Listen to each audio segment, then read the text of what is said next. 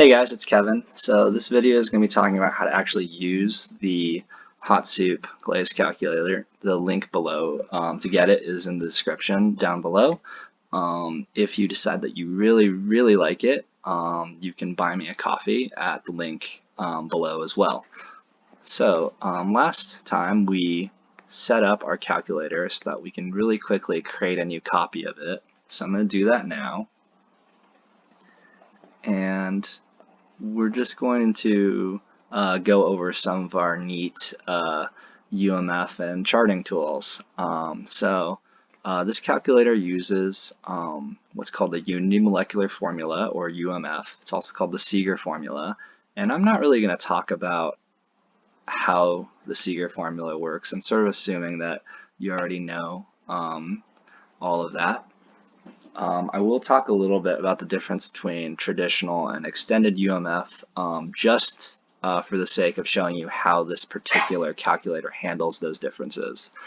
So here's the first tab in the calculator. It's got a chart that charts every glaze in the document. It doesn't have any right now because we haven't entered any in. And we've got on the left, we have global settings for both our UMF and also for displaying glazes on our stall chart. So the way these global settings work is if you check the box to enforce a setting globally, it will cover, that setting is going to cover every tab here at the bottom. So we have options for how we treat or transition metal fluxes and iron, as well as how we treat titanium and nickel. And you can either pick yes or no for each of those settings, and you can hit one of these checkboxes to enforce that setting throughout the entire document. I usually leave these on, but I'm going to turn them off for now just to show you how they work. So first off, let's go to our first tab. And let's enter in a glaze. So I've got, let's see, I've got a cone 6 glaze, I believe, here. So we've got silica, EPK, Minspar. I'm just going to enter this in real quick. And you can like look up ingredients from this drop-down menu. You can also type it in, and the menu will try to auto-complete it for you.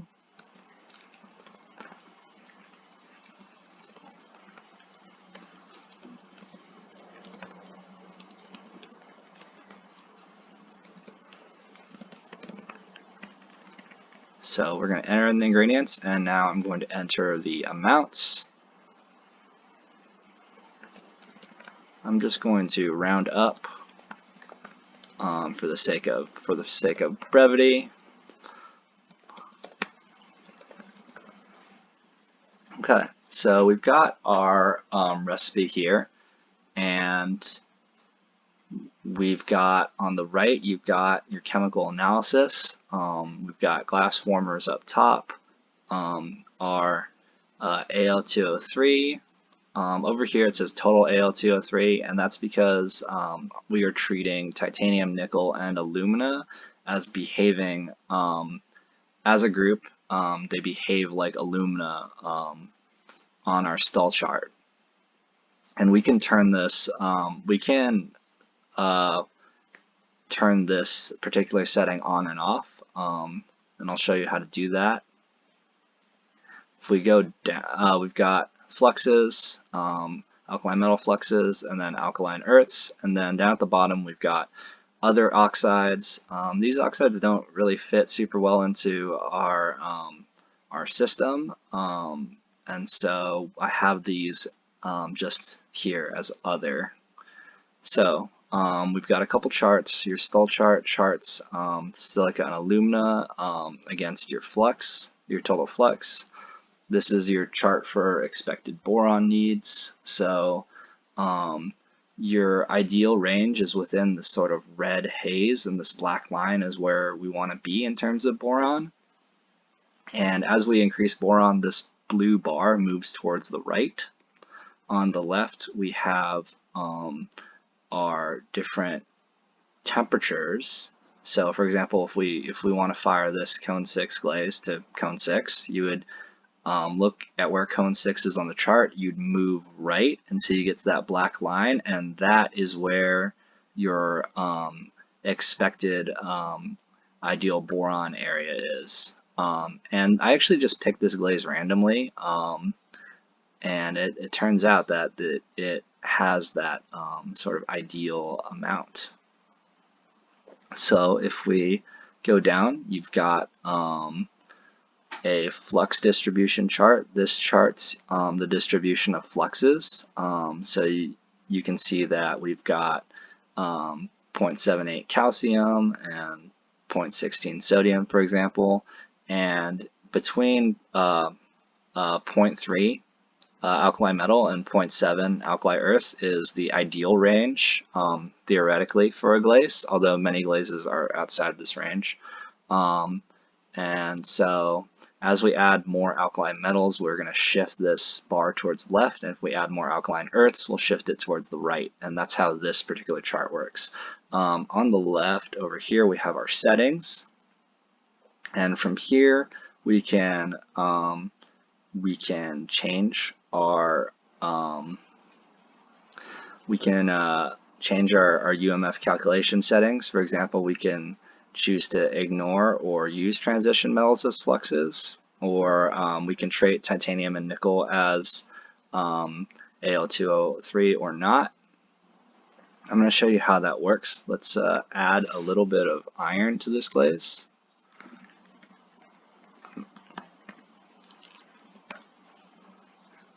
And let's add a little bit of rutile as well. So we're adding iron and titanium.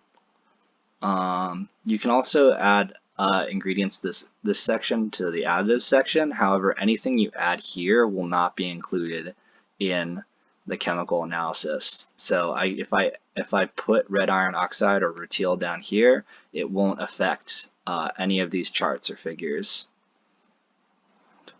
So what happens if I right now we're reading iron as a flux, and you can see it on this chart. If I turn this off, we no longer have iron as a flux.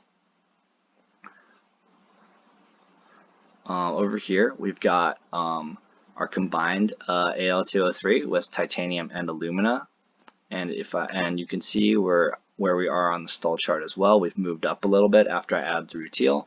If you turn that off, now we're only looking at alumina as our Al2O3. And we can do the same thing here as well. We can treat iron as FeO or Fe2O3, and using FeO as your iron sort of effectively doubles the fluxing, doubles the apparent amount of iron in the glaze, because there's two iron atoms in Fe2O3.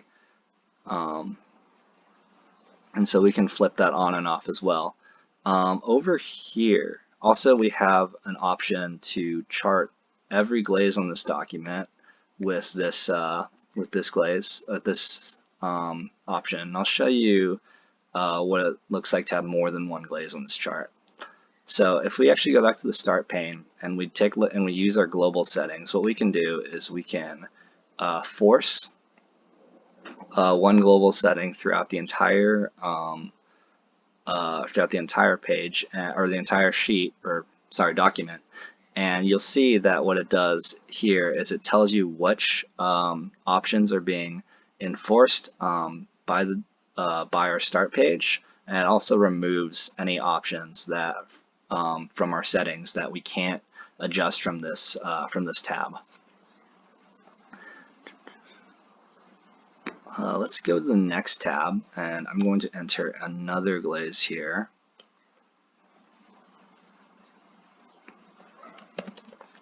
This one is going to be a Shino.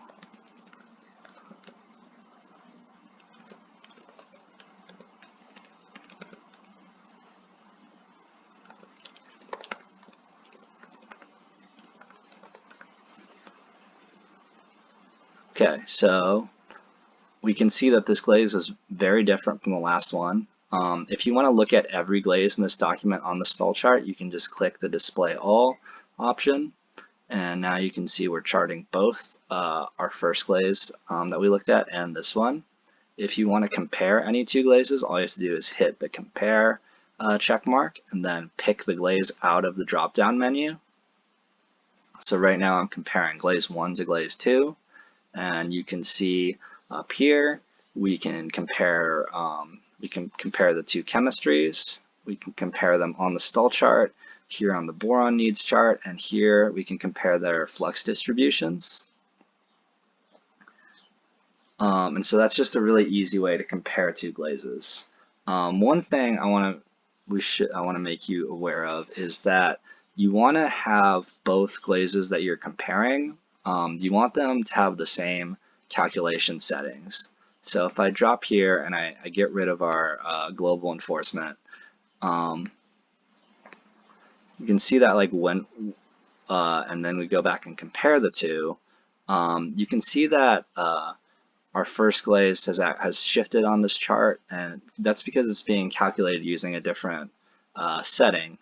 And generally speaking, you want both of your comparison glazes to have the same setting, so that you can more accurate, and so that you can you don't get skewed results from your comparison. And when you have two glazes that aren't that don't have the same UMF settings, you're actually going to get like a little warning, and it's going to tell you which settings are different.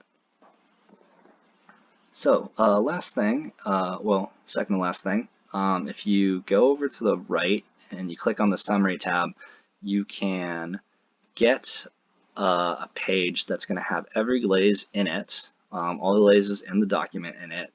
And this is great for just printing out all of your recipes and taking them to the studio with you. So you can print it. You can sort of move these like page break lines around, and you can just kind of print that off. That's pretty self-explanatory. Let's move on to our journal. So to add documents to that Glaze journal we created last video, that's this guy here. What you can do is, all you need to do is hit this little button down here that says Add Recipe to Journal. And the first time I do this, whenever I create a new copy of this document, it's actually going to ask me for some authorization. But before I actually do anything else, I want to show you a couple other things. First off, I want to rename this document. And let's just start by dropping in the date. And I'm going to call this Demo. And I can also rename I can also name some of these glazes. I can call this Clear, and I can even add a note. I could add today's date as well. And I can even add notes down here. Like I could say, mix thoroughly, or like 600 mesh sieve or something. Just any certain notes you'd want to take. And I can do the same for our other glaze too. Like I could name this Shino #1, and I can include notes as well.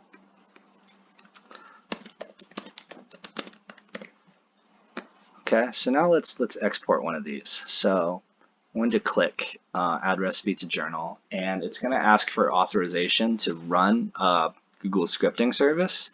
What you want to do is you want to hit Continue, and it's going to bring up a pop-up.